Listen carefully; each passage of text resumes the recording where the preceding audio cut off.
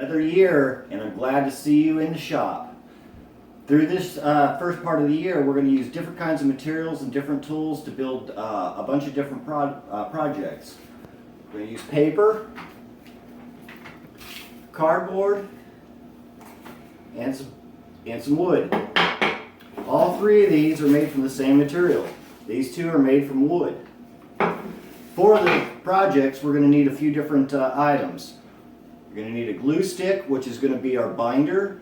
So this is basically going to be our nails and our screws that we put pieces together. We're going to need a pair of scissors. Our scissors are going to be our table saw, our miter saw, and our skill saw. Also going to need a ruler. Our ruler is going to be for measuring, and it's also going to be our straight edge. And last but not least, we're all going to need a pencil. And the pencil is a kind of upset because the only thing the pencil has to do is be a pencil. So with that, there's going to be a short quiz in Classroom, in Google Classroom, and we'll go from there. I'll see you in the shop.